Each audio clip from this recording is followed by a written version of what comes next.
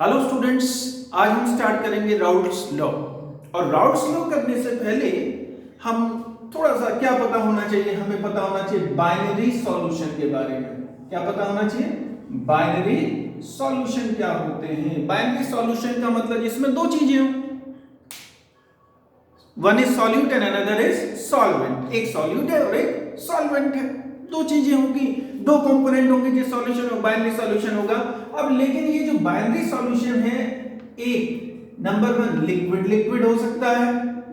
क्या हो सकता है? Liquid liquid solution, liquid liquid binary solution. And another that we have to study, दूसरा जो हमें स्टडी करना है वो क्या है? सॉलिड लिक्विड वाला। वो क्या है? Solid liquid solution. Solute and solvent दोनों के दोनों लिक्विड फेस में है। इसमें जो सॉल्यूट है वो सॉलिड है और जो सॉल्वेंट है वो लिक्विड है ना। तो इस पे हमने इन दोनों के, हालांकि देयर आर अदर आल्सो, दूसरे भी है, लेकिन हमने इन दोनों पे फोकस करना अपनी स्टडीज में। तो आपको पहले पता होना चाहिए कि बाइनरी सॉल्यूशन क्या होते हैं, ठीक है। सेकंड जो आपको पता होना चाहिए वो है कि व्हाट आर वोलेटाइल कंपोनेंट्स। क्या? वोलेटाइल, वोलेटाइल पता होगा आपको। वोलेटाइल कंपोनेंट्स क्या होते हैं? वो जो वेपर में कन्वर्ट हो जाते हैं, those components which can be converted into vapor। जैसे सर, जैसे H2O है, एसीटोन, बेंजीन, ये सब क्या है? ये बहुत इजीली वेपर में कन्वर्ट हो जाते हैं, तो वोलेटाइल कंपोनेंट्स हैं। तो आपको क्या पता होना चाहिए? वोलेटाइल कंपोनेंट्स के बारे में पता होना चाहिए। अब देखिए, अब आप ये कहते हैं कि मैंने ये एक कंटेनर लिया, ठीक है। इस कंटेनर में मैंने लिक्विड रखा और मैंने इस कंटेनर को क्लोज कर दिया। क्या लिया मैंने? लिक्विड लिया इस कंटेनर में और उसको क्लोज कर दिया। तो आफ्टर सम टाइम, कुछ देर के बाद क्या होगा सर? कुछ देर के बाद इसमें से वेपर्स निकलेंगे, ठीक है जी, वेपराइजेशन तो होगी। अब क्या चीज है कि when the density of vapours, जब वेपर्स की डेंसिटी बहुत ज्यादा हो जाएगी, जब डेंसिटी किसकी? वेपर्स की क्या हो जाएगी? बहुत ज्यादा, तो क्या हो जाएगा सर? कंडेंसेशन स्टार्ट हो जाएगी। क्या स्टार्ट हो जाएगी? कंडेंसेशन। कब? जब डेंसिटी किसकी? वेपर्स की बहुत ज्यादा हो जाएगी। और क्या होगा? दो चीजें हो रही है एक साथ। एक तो evaporation, rate of evaporation, rate of evaporation किसके इक्वल हो जाएगा? रेट ऑफ कंडेंसेशन के इक्वल हो जाएगा। क्या हो जाएगा? रेट ऑफ कंडेंसेशन के इक्वल हो जाएगा। मैंने कहा आपने इस लिक्विड को रखा, हीट किया या नहीं किया, वो अगर करोगे तो कांस्टेंट टेंपरेचर मेंटेन रखोगे, नहीं करोगे तो भी वेपराइजेशन होगी। मैंने कहा कि जब बहुत ज्यादा वेपर्स इकट्ठे हो जाएंगे, वेपर्स की डेंसिटी ज्यादा हो जाएगी, तो वेपर्स आपस में मिलना शुरू होंगे और कंडेंसेशन स्टार्ट हो जाएगी। क्या स्टार्ट हो जाएगी? कंडेंसेशन। और एक टाइम आएगा जिस टाइम पे rate of vaporisation is equal to rate of condensation. मतलब क्या है सर? मतलब ये कि जिस स्पीड से मॉलिक्यूल एस्केप कर रहे हैं सरफेस को, उसी स्पीड से री एंटर कर रहे हैं लिक्विड में। So rate of escaping is equal to rate of re entering. Rate of escaping is equal to rate of re entering. तो रेट ऑफ एवापोरेशन कह लीजिए is equal to rate of condensation. उस समय vapours जो भी pressure लगा रहे हैं, समझ में बात आई? एक इक्विलिब्रियम एग्जिस्ट हो जाएगा। क्या हो जाएगा यहाँ पे? Equilibrium.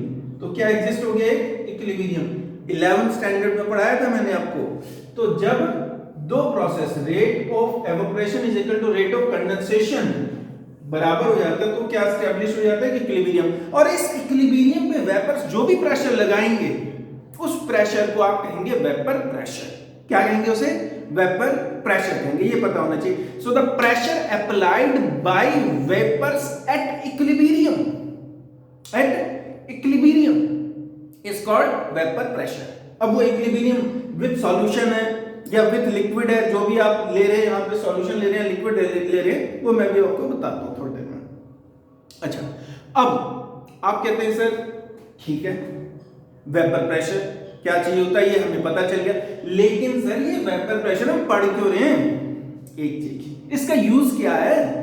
What is the use, है ना? ये पता होना चाहिए आप लोगों को। बिना इसके तो कोई बेकार चीज है। अच्छा, अब इसको स्टडी करने के लिए सर एक दूसरा क्वेश्चन है, सर ये वेपर प्रेशर किस पे डिपेंड करता है ना? On which factor does it depend? तो मेरे बच्चों, इसको स्टडी करने के लिए मैंने कहा आपको पहली चीज कि वेपर प्रेशर डिपेंड किस पे करता है। factors on which vapor pressure depend, factors on which vapour pressure depends, वो कौन कौन से फैक्टर्स हैं जिस पे वेपर प्रेशर डिपेंड करता है, या फैक्टर्स अफेक्टिंग वेपर प्रेशर। अच्छा, आपने कहा सर सबसे पहले है इंटरमॉलिक्यूलर फोर्सेस। क्या? इंटरमॉलिक्यूलर फोर्सेस, आईएमएफ में लिख देता हूं यहां पे, ठीक है। इंटरमॉलिक्यूलर फोर्सेस वो क्या सर? उसमें मैंने कहा जब मॉलिक्यूल के बीच में अट्रैक्शन कम है, प्यार मोहब्बत कम है, तो झगड़ा इजीली रिलेशन टूट जाता है ना। तो सॉल्यूट और सॉल्वेंट के बीच में, ये एक सॉल्यूट है और ये सॉल्वेंट है, इनके बीच में फोर्स ऑफ अट्रैक्शन है। अगर फोर्स ऑफ अट्रैक्शन कम है तो क्या होगा? इजीली ये सॉल्वेंट भी ऊपर चला जाएगा और इजीली ये सॉल्वेंट का मॉलिक्यूल भी ऊपर चला जाएगा ये, और प्रेशर लगाएंगे ऊपर, है ना। तो प्रेशर लगाएंगे तो ऑब्वियसली बात है कि वेपर प्रेशर ज्यादा होगा। अच्छा, तो मैं ये कह सकता हूं कि vapour pressure is inversely proportional to intermolecular force. अगर ये प्यार मोहब्बत बहुत ज्यादा स्ट्रॉन्ग बॉन्ड है सॉल्यूट और सॉल्वेंट के बीच में, तो ये बॉन्ड नहीं टूटेगा इजीली।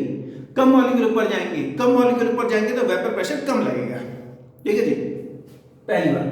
दूसरी चीज क्या है सर? दूसरी चीज है टेम्परेचर। जब टेम्परेचर बढ़ जाता है तो मॉलिक्यूल्स की काइनेटिक एनर्जी बढ़ जाती है। क्या बढ़ जाती है? काइनेटिक एनर्जी किसकी? मॉलिक्यूल्स की। कब? जब टेम्परेचर बढ़ाते हैं तब। अब ये जो बॉन्ड था ये इजीली टूट जाएगा। क्यों टूटेगा सर? क्योंकि आपने काइनेटिक एनर्जी बढ़ा दी मॉलिक्यूल्स की। कैसे? टेम्परेचर बढ़ा के। अब जब ये बॉन्ड टूट गया तो ज्यादा से ज्यादा मॉलिक्यूल ऊपर जाएंगे, ज्यादा से ज्यादा बॉन्ड टूटेंगे, ज्यादा से ज्यादा मॉलिक्यूल ऊपर जाएंगे, और ज्यादा मॉलिक्यूल ऊपर जाएंगे तो वेपर प्रेशर बढ़ेगा। एक चीज। अच्छा, केवल ये नहीं कि मॉलिक्यूल ऊपर जा रहे, आपने ये भी ध्यान देना है कि जो मॉलिक्यूल ऊपर जा रहे हैं उनकी काइनेटिक एनर्जी भी ज्यादा है टेम्परेचर के ज्यादा होने से। तो दोनों फैक्टर्स जो हैं वो वेपर प्रेशर को बढ़ाएंगे, ठीक है जी। ये तो होगी बात कि किस पे डिपेंड करता है। कई बच्चे कंफ्यूज है, सर सरफेस एरिया पे भी डिपेंड करता है, सर वॉल्यूम पे भी डिपेंड करता है ना। नहीं, आप ध्यान रखना, पहली चीज किस पे डिपेंड करता है? Intermolecular force. और दूसरा क्या? टेम्परेचर पे डिपेंड करता है। और vapour pressure is directly proportional to temperature. ध्यान रखना, किस पे डिपेंड नहीं करता और बच्चे सोचते हैं। Number 1, vapour pressure does not depend. किस पे डिपेंड नहीं करता है? इस पे ध्यान देना। नंबर 1, वॉल्यूम पे। ये वॉल्यूम पे डिपेंड नहीं करता। मतलब सर, मतलब ये कि मान लीजिए आपने 100 ml लिया एक कंटेनर में और दूसरे कंटेनर में 1 लीटर लिया। अब जिसमें ज्यादा पानी लिया है, कंटेनर सेम है, ये कंटेनर सेम है, ठीक है जी। इसमें आपने 100 ml लिया और इसमें 1 लीटर ले लिया, इसमें ज्यादा लिया थोड़ा। ये नहीं कि इसमें ज्यादा होगा इसमें कम होना नहीं। It does not depend on the volume. भाई एक बात बताओ आप मुझे कि अगर आपको 100 ml पानी दिया हुआ है और 1 लीटर वाटर दिया हुआ है, 100 ml water and 1 litre water, किसका बॉइलिंग पॉइंट ज्यादा होगा? भाई बॉइलिंग पॉइंट तो दोनों का सेम होगा ना। It is not extensive property, it is an intensive property. 11th standard thermodynamics में पढ़ाया हुआ है, ध्यान रखना। Vapour pressure is an intensive property, ठीक है। ये अमाउंट पे डिपेंड नहीं कर रहा। अच्छा, दूसरी चीज, कई बच्चे सोचते हैं सरफेस एरिया पे डिपेंड करता होगा। नहीं, सरफेस एरिया पे भी डिपेंड नहीं करेगा। कहीं आप ये सोचो कि सरफेस एरिया पे डिपेंड करेगा, नहीं। अब देखिए जरा, समझिए बात को। सरफेस एरिया पर भी ये डिपेंड नहीं करता, है ना। सरफेस एरिया पे भी डिपेंड नहीं करता। आपने एक टेस्ट ट्यूब ली, है ना, और इस टेस्ट ट्यूब में आप बॉयल करने लग गए, हीट करने लग गए, एक पर्टिकुलर टेम्परेचर मेंटेन किया, और उतने और पानी को फिर इस कंटेनर में आप ले रहे हो। ये नहीं कि आप टेस्ट ट्यूब में लोगे तो इसका वेपर प्रेशर कम होगा, और यहां पे ले रहे हो तो सरफेस एरिया ज्यादा है साहब, तो यहां पे ज्यादा वेपर प्रेशर ना। नहीं, ध्यान रखना जो मैं आपको बताने की कोशिश कर रहा हूं। भाई ये जो वेपर प्रेशर है, एक्चुअली ये जो वेपर प्रेशर है, ध्यान देना, ये जो वेपर प्रेशर है ये रेशियो है। क्या है वेपर प्रेशर? रेशियो है। किस चीज का रेशियो है? मैंने कहा number of molecules in vapour phase, number of molecules in, थोड़ा छोटा लिख रहा हूं यार, थोड़ा सा बड़ा लिखता हूं, है ना। कई बच्चों की कंप्लेंट भी आई है, सर आप छोटा लिख रहे हैं। तो मैंने कहा number of molecules in vapour phase, number of molecules in vapour phase, एक चीज। Divided by surface area. तो मैं जो कह रहा हूं आपको समझना किस तरीके से, ये vapour pressure is a ratio. Vapour pressure एक रेशियो है। क्या है? रेशियो है। किसका रेशियो है sir? Number of molecule in vapour phase and surface area का रेशियो। अब आपने जैसे देखो यहां पर सरफेस एरिया कम है तो कम मॉलिक्यूल ऊपर जाएंगे। ध्यान देना मैं क्या कह रहा हूं, अरे मॉलिक्यूल ऊपर कम जाएंगे तो सरफेस एरिया भी तो कम है। इस केस में सर, इस केस में तो सरफेस एरिया ज्यादा है, ज्यादा मॉलिक्यूल जाएंगे। अरे तो ज्यादा मॉलिक्यूल जा रहे हैं तो सरफेस एरिया भी तो ज्यादा। रेशियो चेंज नहीं होने का है, रेशियो चेंज नहीं हो रहा। और अगर रेशियो चेंज नहीं हो रहा तो वेपर प्रेशर चेंज नहीं होगा, चाहे आप इसमें लो चाहे आप इसमें लो।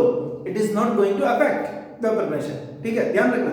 लेकिन हाँ एक बात है, क्या कि सरफेस एरिया तो सेम है लेकिन मॉलिक्यूल कम जा रहे हैं। सर ऐसा कैसे हो सकता है कि सरफेस एरिया तो सेम हो लेकिन मॉलिक्यूल कम जा रहे हैं ऊपर? मैंने कहा हो सकता है। कैसे? अब जरा समझना इस चीज को जो मैं आपको समझाने की कोशिश कर रहा हूं। क्या भाई, मान लीजिए मैंने ये एक कंटेनर लिया, ठीक है जी। अब इस कंटेनर में केवल ए टाइप के मॉलिक्यूल, मतलब एक लिक्विड है ए, कोई सा भी हो सकता हो। अब जो मॉलिक्यूल जा रहे हैं ऊपर वो कौन से हैं? एक है केवल। अच्छा, ये मैंने इसको क्लोज किया है तो वो जो वेपर प्रेशर लग रहा है वो किसका है? केवल लिक्विड ए का है। वो वेपर प्रेशर किसका है? केवल लिक्विड ए का है। तो मैं इसको कहूंगा पी नॉट ए, मतलब vapour pressure of A at pure state. At pure state ध्यान रखना, जब कोई प्योर होता है तो उसका मोल फ्रैक्शन 1 के इक्वल होता है, मतलब ये प्योर है। प्योर का मतलब मोल फ्रैक्शन 1 के इक्वल है। अच्छा जी, ठीक है सर। अब मैंने कहा कि ये आपने अब क्या किया, इसमें कुछ और भी ऐड कर दिया। सर कुछ और का मतलब मैंने कहा कोई लिक्विड भी ऐड कर दिया आपने इसमें। अब क्या होगा? मैंने कहा इसको समझने के लिए एक एग्जांपल समझिए। भाई देखो क्या चीज होती है, प्री बोर्ड थे बच्चों के, तो बच्चों के प्री बोर्ड थे तो हमने कहा चलो आप गेट नंबर 2 से निकल जाओ सारे के सारे। 12th को मैंने कहा बच्चे जा रहे थे, तब तक 10th वाले भी आ गए। सर हमारा भी ओवर हो गया, क्या करें? अब मैंने कहा जाओ तुम भी जाओ गेट नंबर 2 से।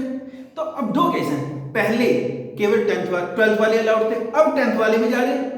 तो किस में 12th वाले ज्यादा जा रहे थे? सर पहले में, जब आपने अलाउ नहीं किया था 10th वालों को। अब 12th वाले भी उसी से जा रहे हैं और 10th वाले भी उसी गेट का यूज कर रहे हैं, तो 12th वाले कम जाएंगे ना, isn't it or not? तो पहले तो पूरा का पूरा सरफेस एरिया किसके लिए अलाउड था? केवल ए टाइप के मॉलिक्यूल के लिए ऊपर जाने के लिए। लेकिन अब यहाँ पे ए भी है और कुछ मॉलिक्यूल बी के भी आ गए, है ना? तो अब ए के मॉलिक्यूल कम जाएंगे ऊपर, ए के मॉलिक्यूल अब कम जाएंगे ऊपर, और अगर कम जाएंगे तो उनका वेपर प्रेशर कम हो जाएगा। सर होगा कितना निकालेंगे कैसे सर? मुझे बताइए कि पी ए कितना होगा? पार्शियल वेपर प्रेशर ऑफ ए कितना होगा? Partial vapour pressure, partial pressure क्या होता है मैंने लास्ट क्लास में आपको बता दिया। अच्छा सर पी ए निकालेंगे कैसे? अच्छा बी भी है, हाँ जी बी भी है, तो सर इसमें तो दोनों चीजें ए एंड बी है। मैंने कहा तो sir P B partial pressure of B कैसे निकालेंगे? मैंने कहा इसका जवाब, इसका आंसर इन्होंने दिया। किन्होंने? रॉल्स ने अपना एक लॉ दिया।